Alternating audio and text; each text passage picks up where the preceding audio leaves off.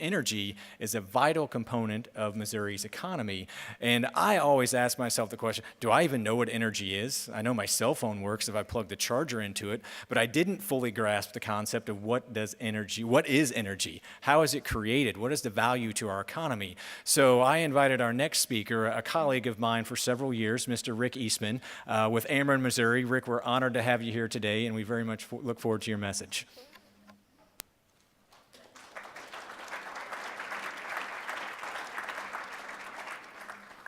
Thank you, guys. We are here today to talk about aging infrastructure.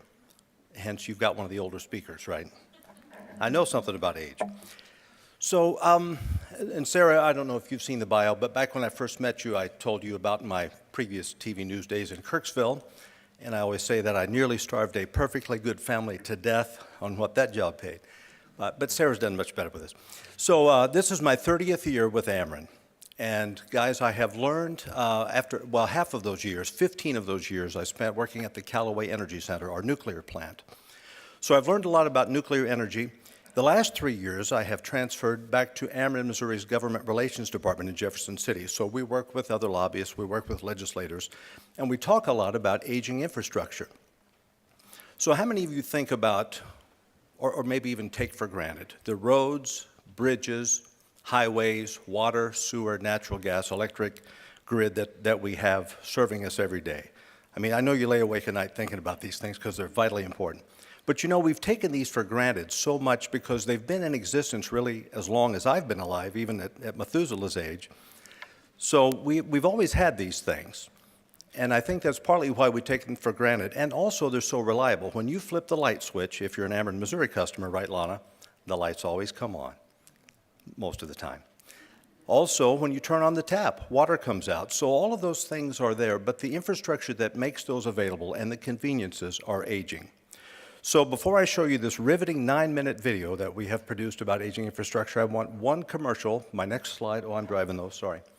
My next slide is a commercial about Ameren Missouri electric rates. I know you guys come from all over the state, maybe even other states, so you may not be a customer of Ameren Missouri, but I want to give a shout out for these rates. The city of Memphis, Tennessee is a municipal utility. Each year in January, they survey 50 cities from across America, and they look at the electric rates and where the city of Memphis falls because they want to make sure their own customers in Memphis, Tennessee realize they're getting a good value for the electricity that they pay for. So we got this third-party, unsolicited, objective report about a year ago from the city of Memphis, and we started looking at it to see where Ameren Missouri's electric rates fell. Well, our residential customers, those of you that have our service at your home, are getting the most affordable electricity out of the 50 cities that were surveyed. So we have the most affordable rates out of those 50, and these were big cities, small cities all across the country. Our commercial customers, if you own a store or a business, you will see rates anywhere from number 2 to number 10 on that list of 50. And if you happen to represent a large manufacturing firm, our rates are the second most affordable out of those 50. So we're very proud of that. Just got to get that plug in for rates.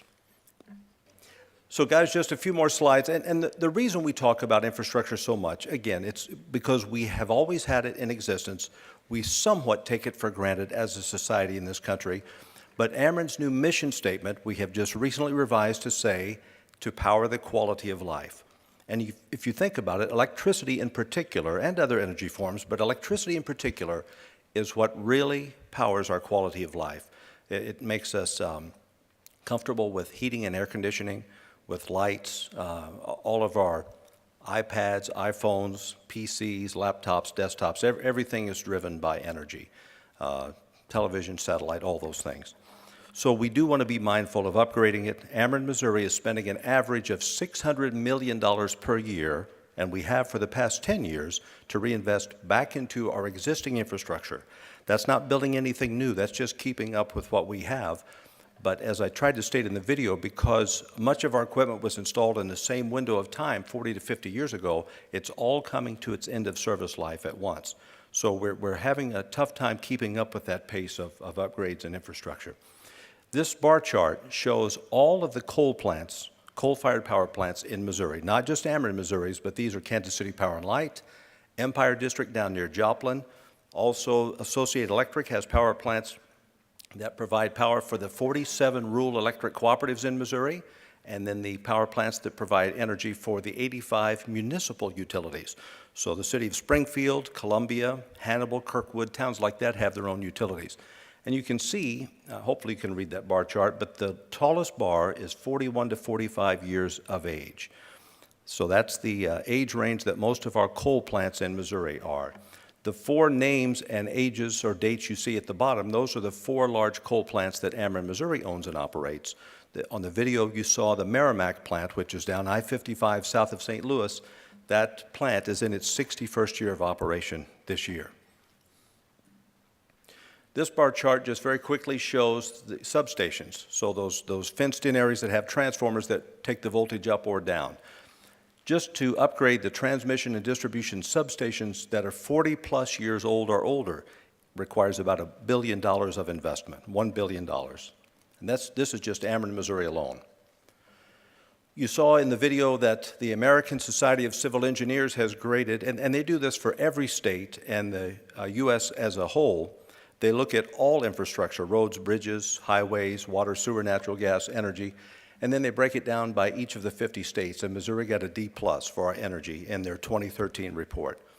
So I'm not the brightest student ever, but I think a D+ probably is not one of the better grades. You guys, nobody here gets D+ ever. I know that. And guys, part of the reason we're having a hard time keeping up too with replacing infrastructure is back when the economy was much better, we were seeing an increase in demand for electricity each year, and several decades ago it was 8–10% increase in demand each year. Back in the early 2000s, you can see it was 1 to 2% demand increase each year. In 2008 and 9, after the economy really went down, we saw a negative demand and increase for power, about a 3.5% drop. And so now going forward, we think, based on what we know today, you will see a 0.5 to 1% increase in demand each year for electricity. Now, that's assuming we don't see another bow wave of demand like we saw in the 60s when everybody air-conditioned their homes and businesses. Now, if the next bow wave of, say, electric vehicles comes into play, we may have to build more power plants and do more infrastructure upgrades to meet that new bow wave of demand. This is an example, and I know I'm just about out of time, guys. This is an example of one of the big substations that you saw on the video. This is downtown St. Louis. We built a brand new one to replace an older substation that serves a lot of the downtown office buildings in St. Louis. It was a $38 million project. And the way we work as a regulated monopoly, we put a project into service, and then the next rate case filing we have with the Missouri Public Service Commission, we ask for some cost recovery of that. Well, right now, the asset begins to depreciate the day it goes into service. So by the time we would get some recovery, maybe 2 or 3 years later, we have lost about $4 million a year on this project. So as young entrepreneurs, losing money is not a good thing. I know the first few years of any business, that's typically the case. But for these kind of investments, it's very difficult to recover some of those costs. So that's one of the things we are talking to our Missouri legislators about today. Energy policy does matter. One thing I've learned in this legislative job is that when utilities like Ameren or any investor-owned utility go to Wall Street or the financial markets to borrow capital for these projects, they look at how your state is ranked in terms of bond ratings and what type of regulatory environment you have. That determines what interest rate you pay on loans for this money. So energy policies do matter. And with that, guys, I've got a couple others, but I think we will skip through. We've shown some of these. This should be my last one. We talked to the Brattle Group. That's a think tank group that does economic analysis. And we said, what do customers place as a value on their electricity? So they interviewed residential, commercial, and industrial electric customers.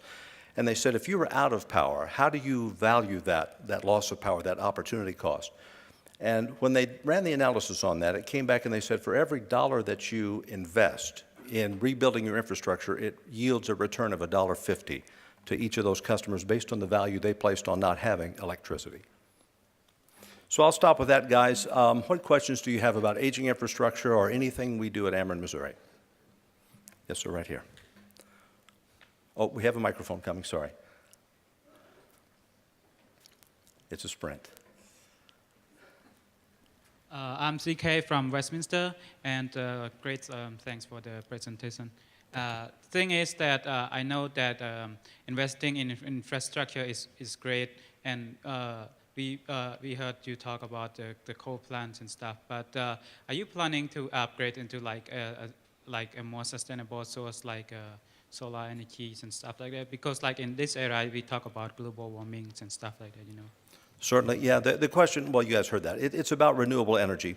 One of the strengths of my company, we have always had a very diverse generating mix. We've had coal, we've had hydroelectric power, we've had nuclear, we have wind, solar, and we just made an announcement, and natural gas-fired turbines as well. We just made an announcement about a month ago that we are building a new 20-acre solar farm in O'Fallon, Missouri. So that'll be the first commercial solar application in the state.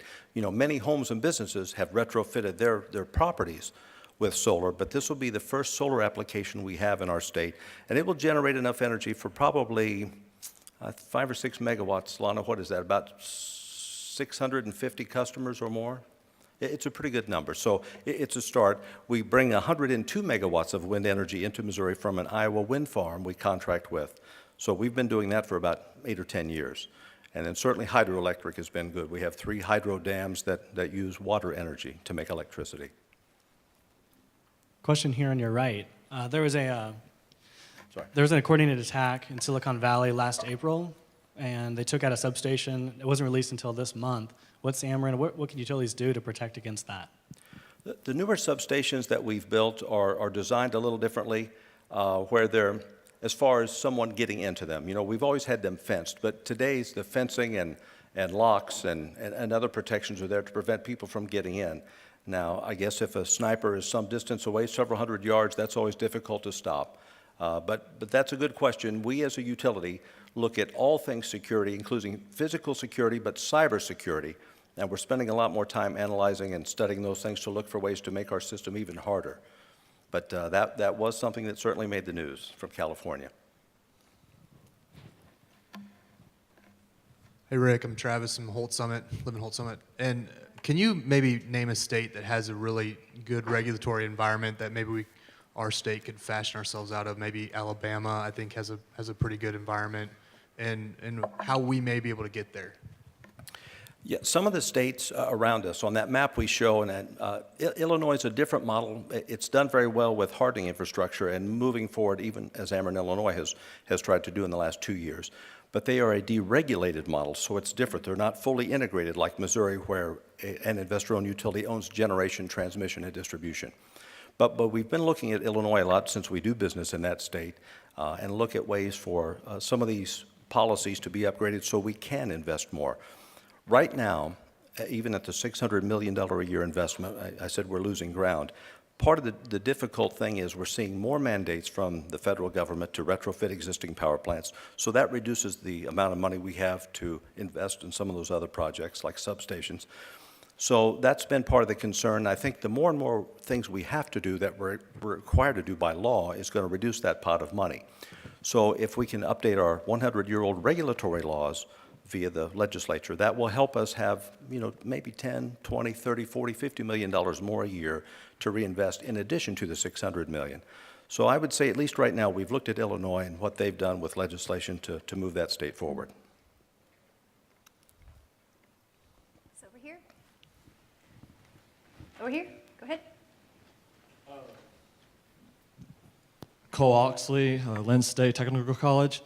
You guys were talking about improving everything. How much would you all have to work with local cooperatives around the state to get this committed and everything? Some of you may remember a year ago, we formed the Missouri Electric Alliance, and it was a statewide utility alliance that literally every light switch in the state that gets turned on had a member that supported that. So all 47 rural electric co-ops, the Associated Electric Company that generates the power for those 47 co-ops, all 85 municipal utilities and the 3 investor-owned utilities all work together looking for what primarily would we do for generation going forward. Because honestly, as you saw in the bar graphs, the other utilities are in the same scenario that Ameren is. We know 10 years from now, many of our existing coal plants will be retired either due to new federal EPA laws or just simply due to age. So we started looking at the concept of small modular reactors. And that's another sidebar story for another day with federal DOE money and those kind of things. But I really do think through that alliance that we formed with everybody in Missouri, working for a generation that might be a whole generation of small modular reactors in the future that are cost shared to build them and then megawatt output shared across all the utilities. I think we've got a good foundation for that. So yeah, the co-ops and the municipal utilities and the investor-owns have worked very well together the last few years. Okay. Any other questions? Rick Eastman of Ameren UE, thank you so much for joining us. We so Thank you, Sarah. appreciate you Thank you, sharing guys. your expertise with us.